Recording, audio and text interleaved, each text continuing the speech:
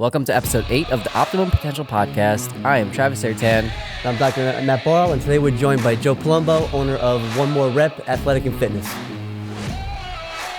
Cute lady. Yeah, cute lady. Cute lady.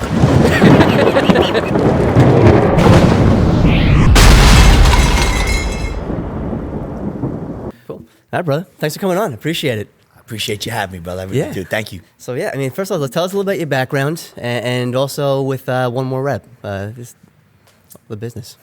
Background, I guess I've been one of those true entrepreneurs. I started out in debt purchasing. I used to buy and sell receivables. Had an office in Boston, New York, went back and forth.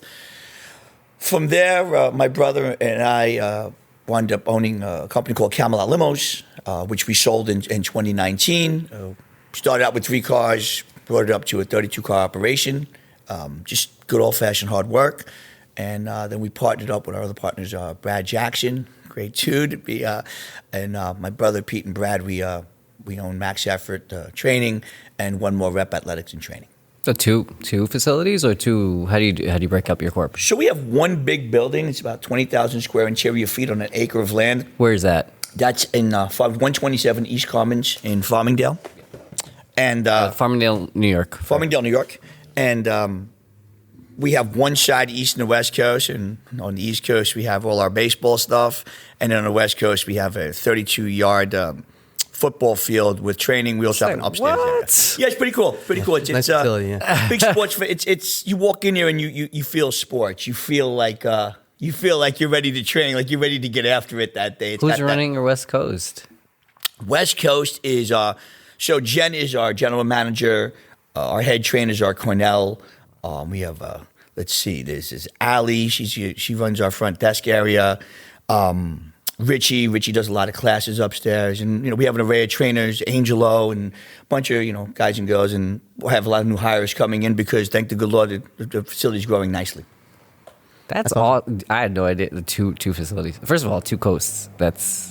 Was that easy transition going from like debt purchasing to now the sports realm? And I mean, business is business, or was it a little bit of a transition going from one to the other?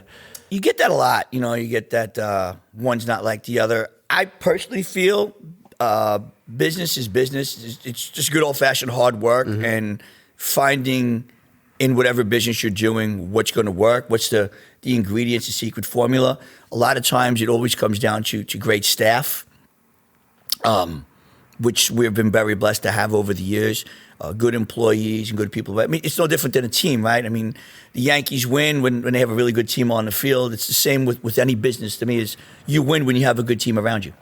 But business to business is different because like you went into fitness from debt purchasing. So why fitness? So actually, we went from debt purchasing into limos. Into limos and then into fitness. And we were running a parallel business with the fitness and the training with the limos. And so you would take your clients to training with the limo?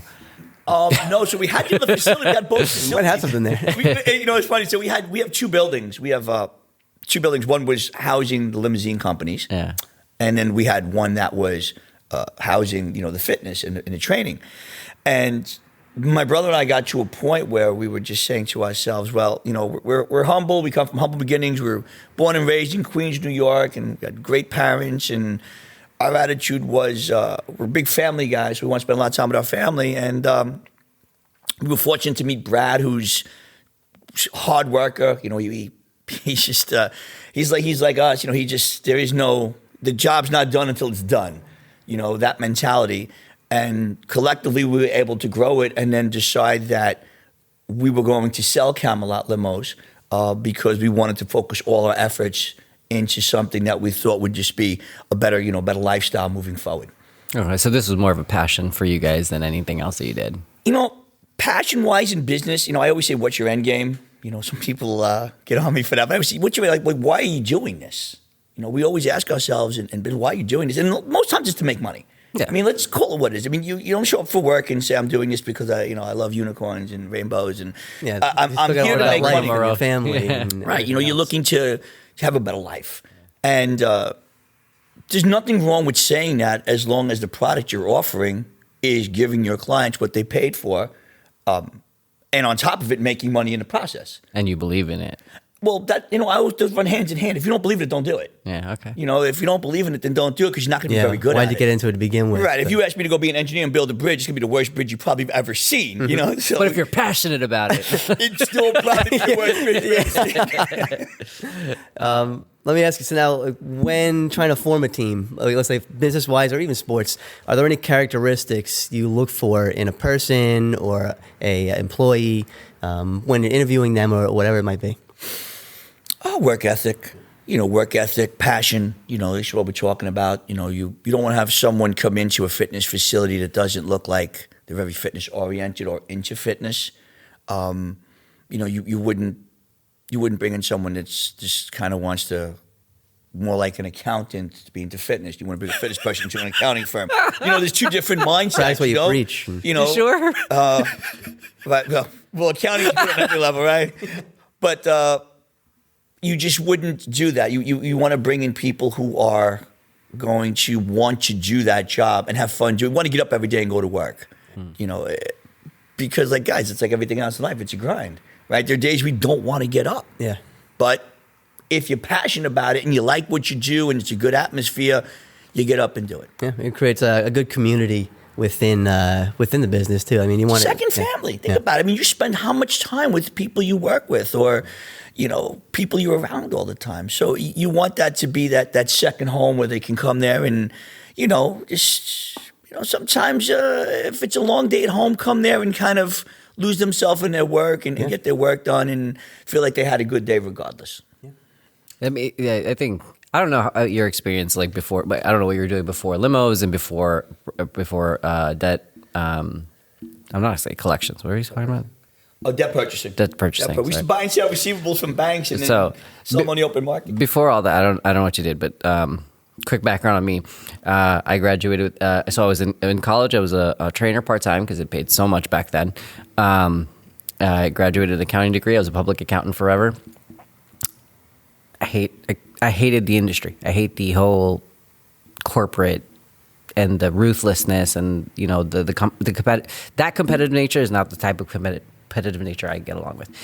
Got rid of all that. Opened the gym. I opened a small personal training facility in Queens, Jamaica, right in Jamaica, New York. Maybe not the best idea. And then I shut that down, and I'm doing finance again, and I'm doing all this stuff.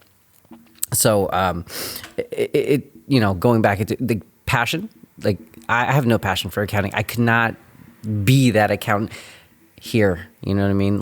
But I am thankful for some of that business mindset that I had, that I brought into the personal. You want to laugh, guys? So my son is, God willing, next year going to be college, and one of the things I have him taking in high school is accounting.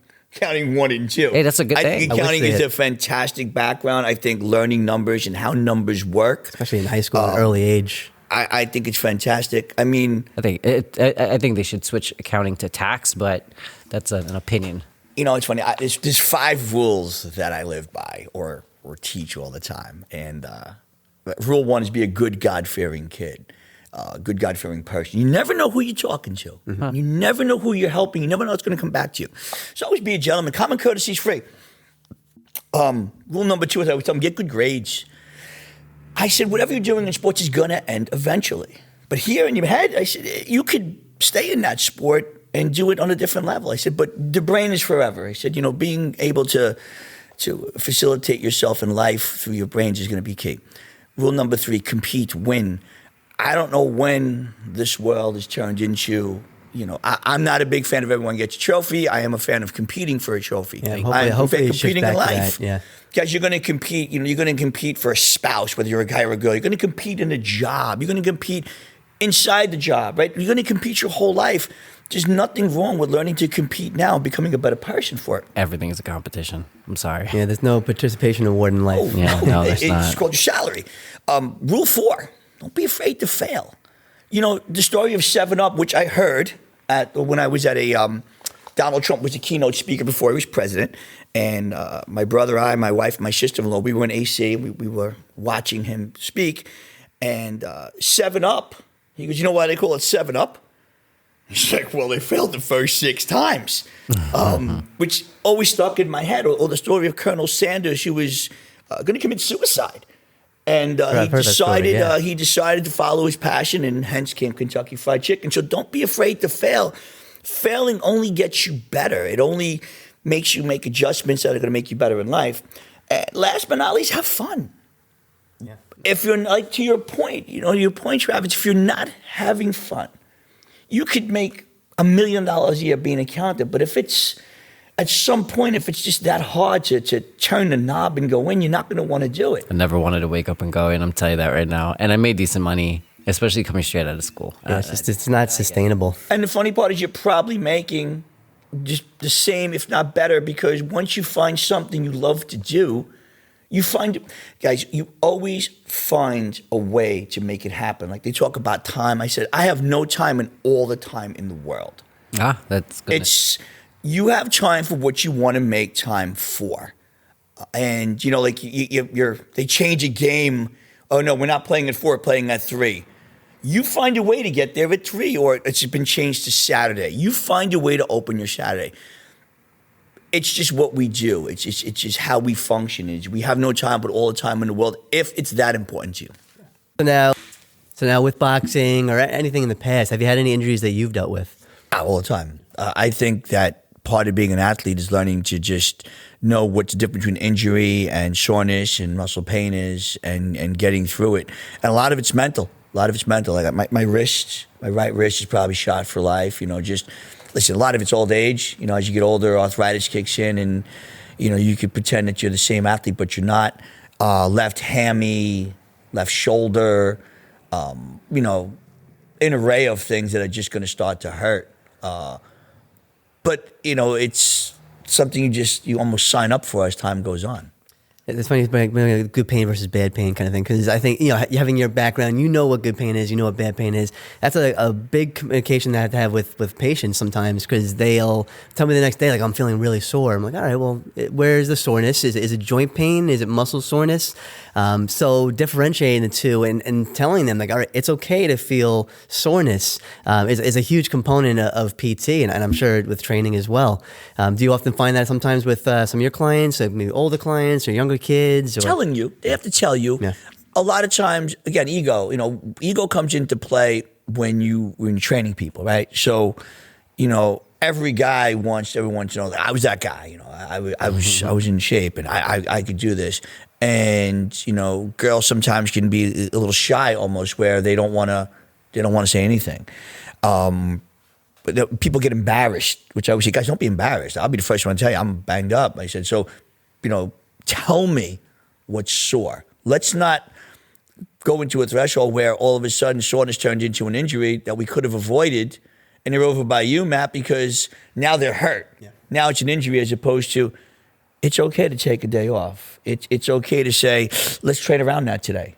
I have one young lady who's a great runner, and she's in great shape, and she's an attorney. And, she said, should I run today? I said, no. Your lower back sciatica is killing you.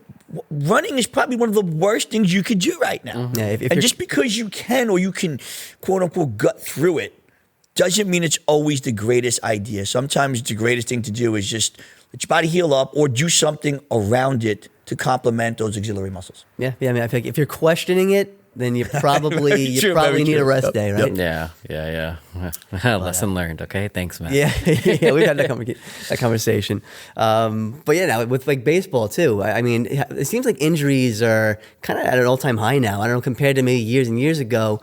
It almost seems like Tommy John's like the cool thing to do with what? Tommy John or UCL surgery with elbow. Oh, epicondylitis. Different injury in the elbow, but yeah. Okay. But do you think there's anything that's kind of causing the increase in these injuries in younger kids, or? I think athletes are bigger, stronger today. Yeah. I think that they train more. I think that there's 365, 12 months of training. I think also, unlike years past, like social media, we didn't know about all the psychos and sickos that were out there, but now with social media, it's like, oh my God, I never realized there were that many nuts. Yeah. I think the same thing's true with injuries. I think that there's always so much media on things that it always seems like someone's hurt. Mm-hmm. You look at a guy like Aaron Judge or Stanton, who are just two big muscular guys, there's just more to pull. Yeah. And I think athletes today are bigger, stronger. I mean, I think that they put, especially in baseball, there's such an emphasis put on metrics, on how fast a guy can run a 60 or how fast his exit velocity is on a baseball, how hard he can throw, and what's his weight and his size. And I think all that plays a big role in young athletes trying to get bigger and stronger and faster and doing whatever they can to do that. And I think it leads, unfortunately, sometimes to injuries a little sooner. Tommy John, I just think it's overused sometimes in athletes, maybe pushing themselves too much. Or, again, going back to, it's just something we know more about now. I didn't know anybody had Tommy John growing up. Yeah. Even when I was younger too, it didn't seem like it was as prevalent. Now it's because, it's crazy to say, I won't mention who, but I know some athletes who are like happy because they feel like they'll be able to throw harder after Tommy John. Which they say, if you rehab right, if you rehab properly and respect the process, there's a chance that you come back better, but you don't want to take that risk. And it's also a year of your life that's gone. Yeah. It's a year of your life you're giving up. Again, it depends on who it is. For some athletes who are like draftable products or guys who can go to real, big time Power 5 D1 schools and, that Tommy John is going to be able to get them that education or that next level. I got to look this up. Talking about it's sometimes, okay, this is something you should do, but, for some athletes, it's, you sure you want to, is this something you sure you want to do? It is full-blown surgery on your own. Some people voluntarily doing it, which is insane. Not even having That's the injury. I'm crazy. Why are you going for surgery when you don't need it? That's just crazy. Yeah, right?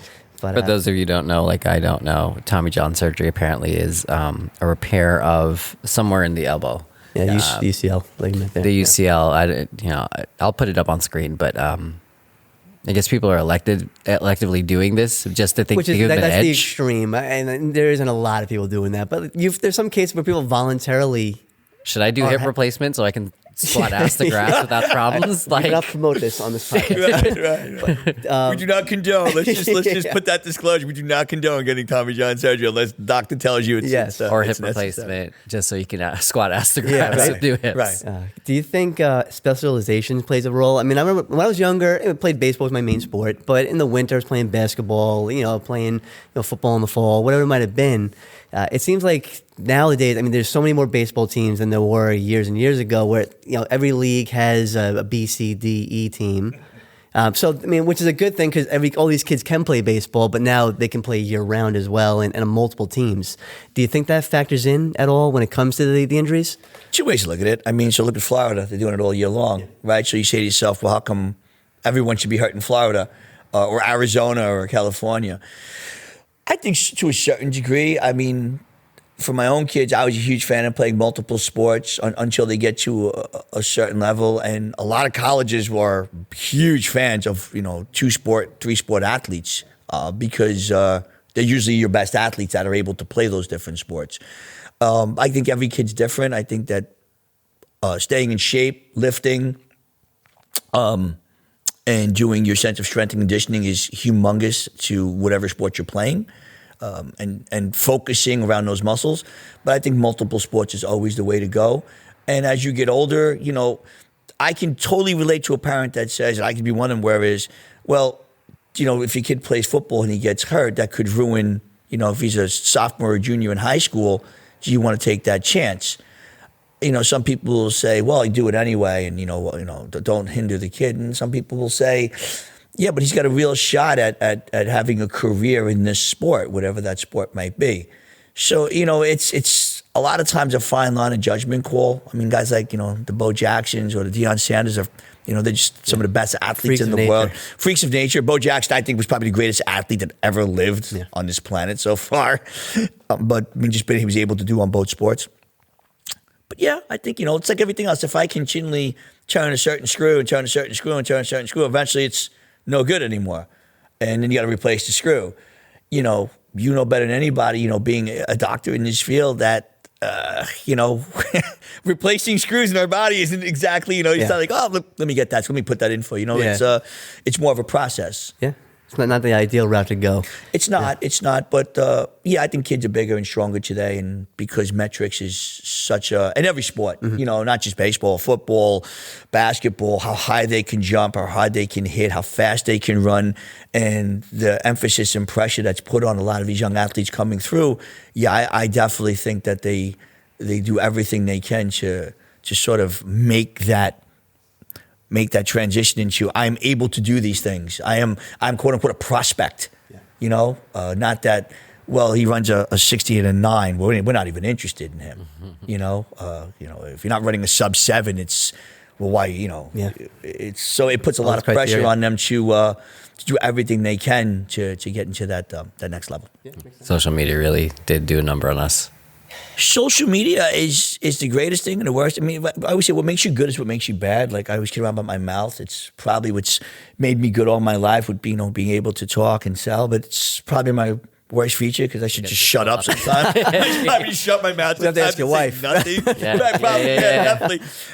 You and me both. But social media has made the world so small, and yet has allowed us to see everything in such a vast array, right? So you're going away to college now, and it's not like, I'm going away and I'll talk to you on a phone, and every once we'll write and send me a postcard where you're at. Now it's, dude, I'll just FaceTime you. Yeah. Man, I know you're in California, but I'm going to talk to you tonight. Yo, what's up, dude? How you doing? Oh, really? And you can see what's going on. It's such a different.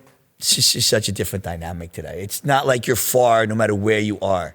It's really not. It's like you're only a phone call or a phone flip away from talking to that person. Yeah, it's a gift and a curse. We'll see a lot of the, there's a lot of PTs on Instagram, a lot of trainers on Instagram, and we always say like sexy sells, but it's the foundational stuff that's boring that in the gym is probably what you want to at least stick with first, and then you can get a little creative maybe here and there. So true. But, so true. You see this guy on a BOSU squatting with all this equipment. You're like, oh, I got to do that because that looks really cool. That's got to work. That has to work. And you're like, right, sexy sells, but sometimes it's, the big three, good old-fashioned bench press, good old-fashioned deadlift, good old-fashioned squat. Squat is probably the best exercise you could ever do. Yeah. For guys, it releases the most testosterone during your workout. It works your entire body. And squat is probably the least sexiest thing. We're squatting today. No one ever gets up that much. I can't wait to squat. Right? Everyone wants the bench press. Yeah. Bench press and curl. No, I feel like squatting. The beach muscles. In this day and age, because of social media, I think squatting actually does get a great rep. If you That's a good thing. I don't know if you're looking, I don't know where your social media leads you to, but especially the pages I follow and the people I know, they are priding themselves on squatting. And those are the right people on Instagram. Yes, but, I think. I don't know. I don't know if they're the right people because, there's also the But misleading. promoting squatting to doing something, Max. Yeah. Yeah, but they're also misleading. I mean, these are people who have great movement mechanics.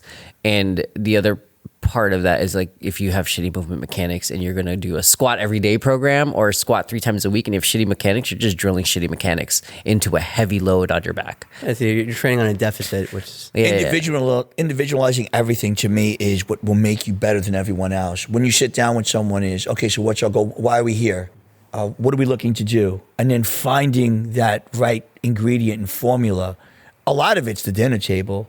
Like, Jen at 1MR, she does all the meal plans and, 80% of it is go speak to her because 80% of the reason why you're not seeing the results you want, you're strong as an ox, you feel great, but your t-shirt fit, right? You look great in a t-shirt and you don't understand why. And the reality of it is because, how many calories are you taking? I'm a huge fan of calories in, calories out. I joke around. I'm on the anaconda diet, I call it. The anaconda goes there, he kills one thing, and he chills out for the rest of the day. I'm a huge intermittent fasting guy. That doesn't mean it works. Like for my son and his friends who are younger athletes, they're eating 4, 5, 6 times a day, constant protein. Yeah. Every athlete is so different. Yeah. So I always say you got to define what works for you, works for your schedule. So, if you're a busy guy in finance like yourself, like, sometimes eating 6 times a day is just like, I can't take a Tupperware. I'm in a boardroom. I'm around a round table in a boardroom, and I can't say, hey guys, excuse me, I'm going to have my grilled chicken right now. It's just not going to happen. I used to be that guy. And people probably hated you for it. Yo, I mean, yes and no. It actually spread like a wildfire in most of my offices, wherever I was. They're just like, oh, he's healthy. We should probably join him. So it became a great thing stuff, for though. me. You hear that? That's great stuff. Yeah, that's really leading by. I was a little lucky, but when I moved into the hospital setting and worked in finance there, no, that's a whole different story. I'm sitting with directors and VPs and stuff like that, and you would think in a hospital. Let me not talk shit, but you would think in a hospital people would be like a little more healthy and health conscious. No, it's really not like that. Everybody's been busy. around the hospital and you see like the nurse outside smoking cigarettes or the doctor. I'm like, well, you're promoting health inside. Like, well, look at the old movies, right? You remember the old 1950s movies? Like the guy would come in, the guy's on his deathbed, and he's lighting up like a Pall Mall next to him. Yeah. Or they were telling people, hey, smoke, you'll lose weight. I mean, if you think about how far you've come in fitness based upon what smoking was considered, it wasn't, it was a social thing you did. It was almost accepted that if you didn't smoke, like you weren't really a social person. And then, you watch these old movies and everybody's smoking. Lighten up. I mean, the guy's in his deathbed, and these guys say, "Hey, how you doing, Phil?" I've been watching a lot of shows lately, and like they have like old time themes, right? They're supposed to be from the 1980s, 1990s, and everyone's smoking all the time. Yeah, all the time. There's always a cigarette in the scene, and it's just like the worst thing you could smoking. There's no nutritional benefit. Yeah, it's confirmed at this point. So when I see somebody smoking, I'm like, why, man? I mean, in Europe, a lot of people, they take their smoke and they go for their dinner walk, their post-dinner walks, right? Like that's supposed to be really relaxing, really digestively healthy. I'm like, you sure it's not just the walking? Right. The walking's not the healthy part of that?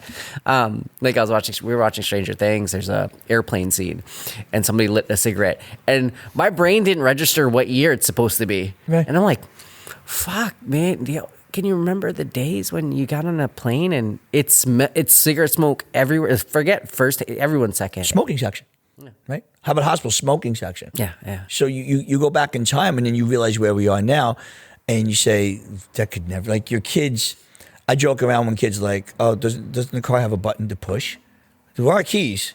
We do use keys. I said, but in today's world, everything's so teched out, and we are so hurry up and wait, and we are, quote unquote, so spoiled, in my opinion, so spoiled and entitled as a nation where we want everything handed to us. And why should we be waiting? And, if I want to find out, let me Google it right now. Let me find out right now. And you remember Britannicas? I mean, I remember it. I mean, I'm really dating myself now, where it was $3,000 for encyclopedias. And this was like This is 1980s. Yeah, this is a big investment. Early 1990s. Parents are like, right? They're saying, we have to make this investment because we have to get these encyclopedias now. And that's where you quoted everything. All here. Yes. You quoted everything. And it didn't update. It didn't update itself. You were quoting the same shit for like 4 years because it's so expensive. You updated the entire system there. So true. Now something gets discovered, it's right there and then already updated. And it's on stories in about 15 seconds what's going on now. Yeah, media's definitely... media's done everything for us, including exercise science, recovery, and it's changed the way I think all of us have trained, to be honest with you. Definitely. 100% agree. I mean, CrossFit was one of the first examples that took advantage of that completely. CrossFit is great, but CrossFit can be dangerous. No, CrossFit's dangerous. I'm just going to say that. I have one trainer she's a big CrossFit girl, and she's in great shape. And, CrossFit can, am I a fan of some of the movements they do? Yes, I think the endurance part of it and some of the stuff they can do. But then there's some stuff that's like... You shouldn't be doing snatches for time. No. Or clean. You know what I mean? Those lifts in general. Yeah. You're not supposed to be low doing reps. I mean... It's not just in general, as you're putting a lot of unnecessary wear and tear. And if you're doing it on a consistent basis, it's like jamming on your brakes constantly. Eventually your brake pads are going to wear down. Mm-hmm.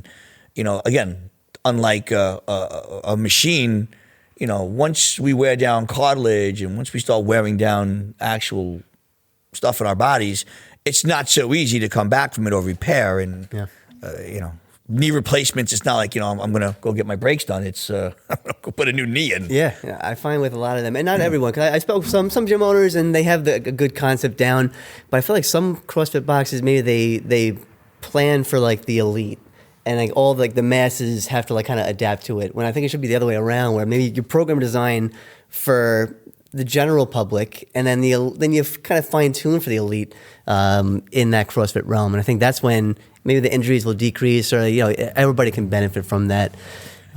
During COVID, me and my wife are sitting there, we're just searching for things to watch, right? Because you're home and you're really not doing anything. Some of the things I watched, I would never watch in a million years. I found CrossFit Dubai. Okay. So I was like, this looks interesting. They're fun to watch. Don't get me wrong. I got to tell you, those athletes, CrossFit Dubai, Yeah. I mean, they were just on another level. I mean, just running through deserts, jumping into oceans, doing like 100 shit. I mean, just like, you're like, guy, you are in, I would guy and girl die. alike, but both guy and girl alike were just in, Yeah. I mean, maybe 3% body fat to them, if that.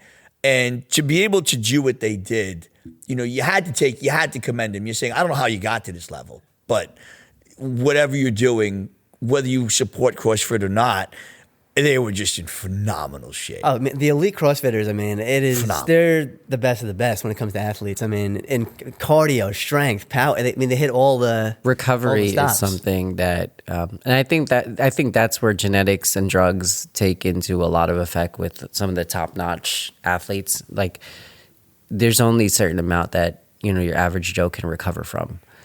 These guys can fucking recover like this. And I think that's not what people need to natural, know, that it's not sustainable. Sorry, not normal over the long term. Freaks. Listen, there are some guys who you look at them and you're like, that guy's gonna be a professional athlete. That guy's he's just a freak of nature. Yeah. He's just, the good Lord gave him those genetics, and he's just, he's 6'5", mobile. There was a professional football player that was working out at One More Rep, and he was 6'8", 318. Jesus mobile. Christ.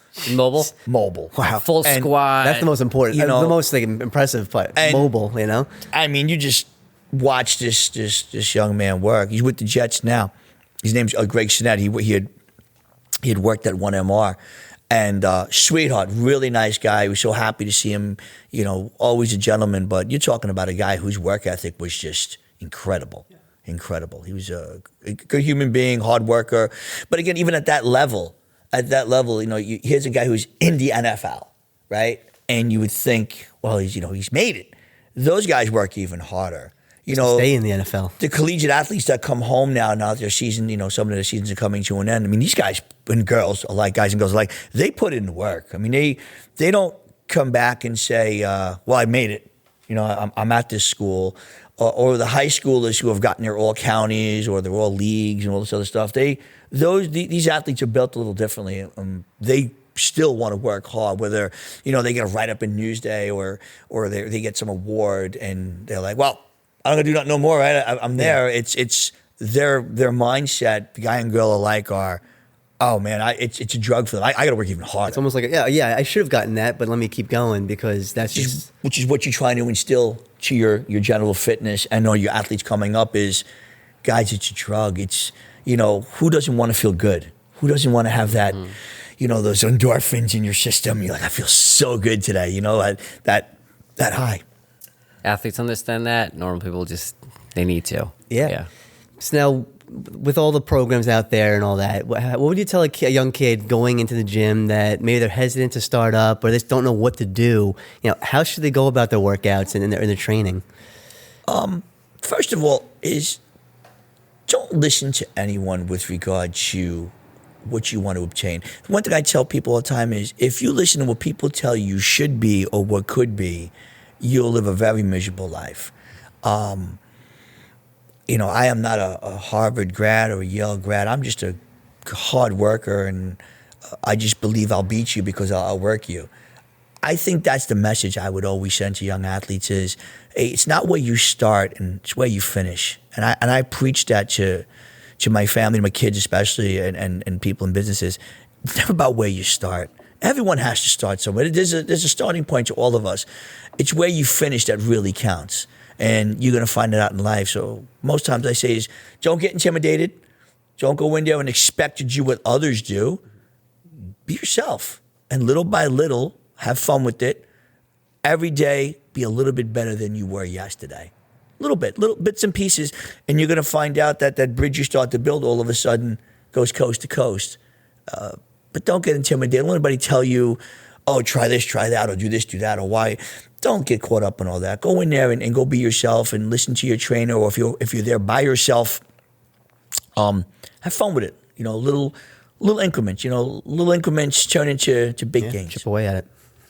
So that's the mentality that you carry at 1MR, right? Yes. All right, cool. Can we tell the audience, like, where can we find 1MR information? Like, do you guys do online coaching? We do. During COVID, we were big online coaching. Okay. A lot of it. So One More Rep Athletics and Fitness is located at 127 East Commons Road in Farmingdale, New York. 1mrtraining.com. Do you have an Instagram and stuff? Instagram at 1MR Fitness. What's funny? I should know it because I am so... I'll put it on screen later. Put it on Don't screen worry later. about it. We have an Instagram and Facebook and all that good stuff. But YouTube, Instagram, TikTok, anything? we should be more on TikTok. I'm becoming a bigger fan of TikTok. We TikTok's definitely getting should. big. I'm telling you, TikTok's going to be the way to go. Instagram is where most of our stuff is. I think Facebook for that crowd is almost a little bit Facebook's done. antiquated. I'm sorry. Yeah, Facebook's it is. It unfortunately. So Like, Instagram and is Instagram's pretty much, the normal, and even that's on the way out. And TikTok is like the new TikTok is shift. amazing. TikTok's great for attention. It's not great for marketing, in my opinion, if you have a small business. It's just small clips. Yeah, Yes. it's just a highlight, but everything you put on TikTok is just for the attention to bring them to the Instagram, which has all the information. That's my opinion. I agree with you. I happen to very much agree with you. I think that's exactly right. For a small business, 100%, you want to catch their attention.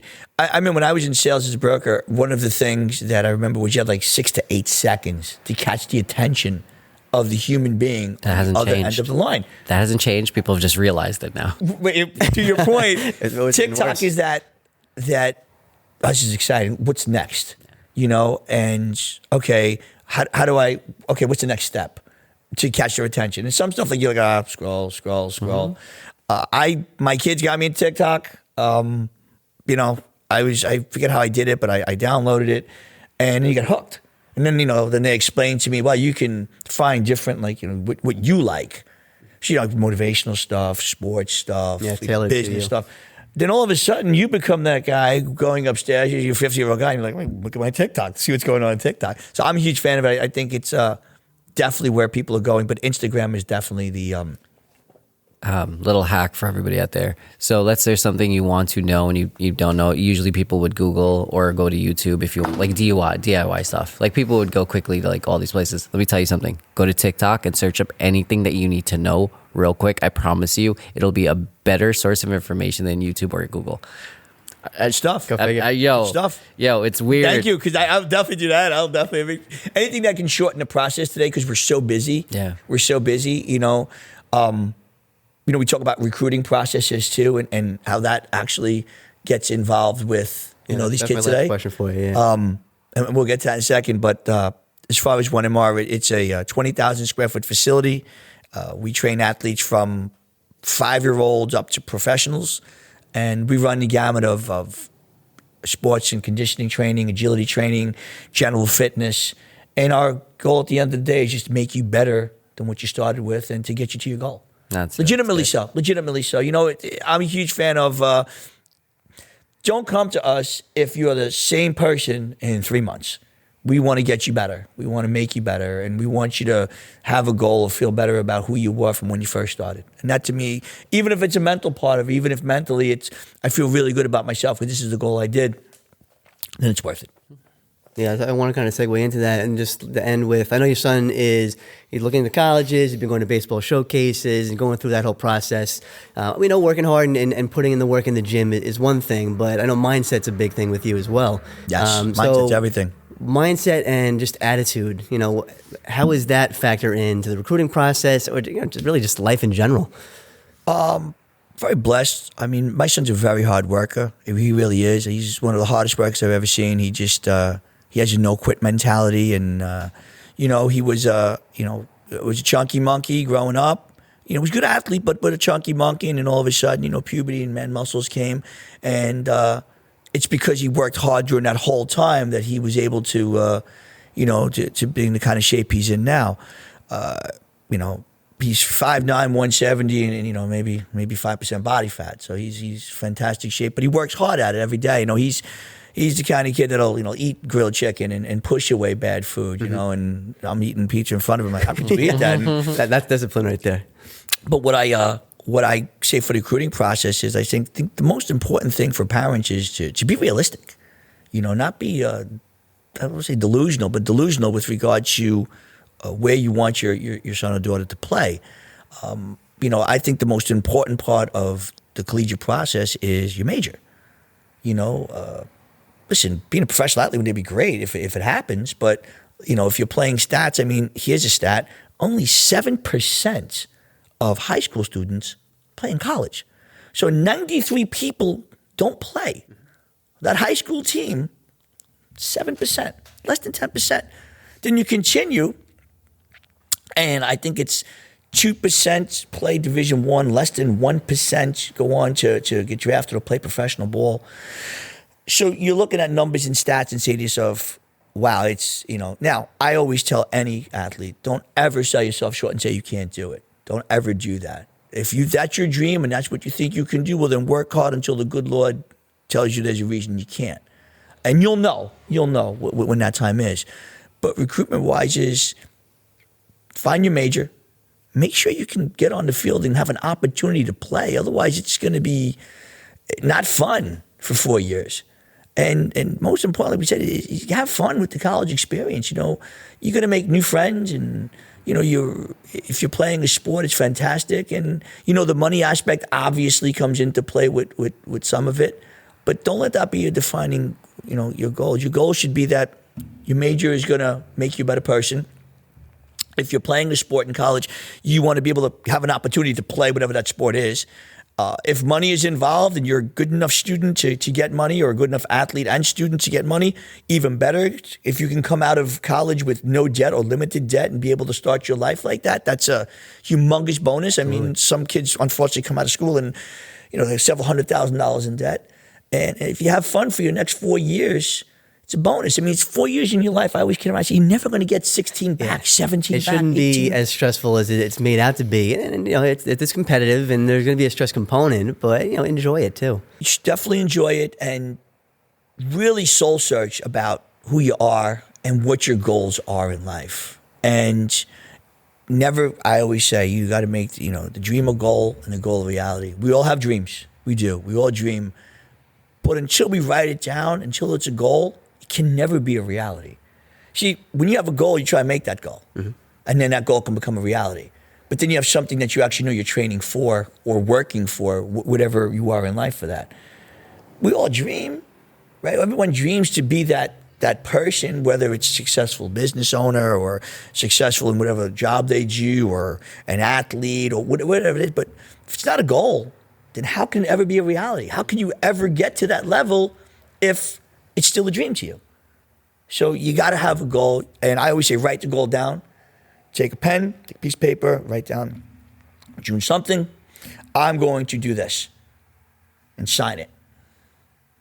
Yeah, do that every day, or keep looking at it, or put it somewhere where you're gonna see it every day. Put it on your wall, put it in your office, and say to yourself, I made an agreement with myself. Because you will always, when all is said and done, you can't lie to the person in the mirror. That person knows exactly who you are. You can try and, you can BS a lot of people in life, but you can't look in the mirror every day and lie to that person. That person will look back at you and says, you could have did that. You could have done that today. Amen.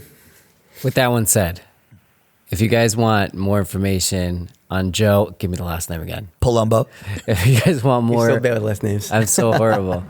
If you want more information and to work with Joe Palumbo and his team, who obviously have a mindset beyond many out there. And when I say mindset beyond many, I also mean positive mindset, because there's a lot of people who push you and be competitive, and it's probably not in your best interest. It sounds like they have a lot more shit going on for them than just making you a competitive person in life, maybe a healthier mentally person, because that's really what it was. I love my team at One More Rep. Love my team at Max Effort. I mean, these are, and I don't just say this, guys. I was very blessed for years to have really good teams, and when we had Camelot Limos, I always felt we had the best drivers, and always felt they had the best brokers. And I really feel we have the best trainers and best staff around, because they just care. They are people who, at the end of the day, sure, they're there to make money. We all are, but they are competitive in that they want to see the athlete get better. They really do thrive on seeing something like that. And when your end game for your athlete or your person, like if you're in finance and your end game is to see that person make money and be happy when they do, then you're going to be really good at it. And when you're genuine, it really does come through. If you want to work with them, you can find them at, 1MR? 1MR, the number 1MRtraining.com. For more information there. And I'll throw links in the description down below. But yeah, if you have any questions about training, any questions about injuries, let us know in the comments, and we'd love to answer for you guys. Yeah. I want to thank Travis. I want to thank Matt for having me today. It was a good time, a lot of fun. These are two great guys, and I really appreciate the opportunity today. Thank you. This was a good one. Yeah, absolutely. All right. Travis and Matt signing off for Optimal Potential Podcast. You can catch us at Optimal Potential Podcast on YouTube. Keep giving us those follows so we can get a URL finally. We are on Instagram at O_P_podcast. I've just lost my voice from doing nothing. Dramatically in the last second. That's passion for you. That's passion. But otherwise, guys, we'll catch you next time. Peace. Bye.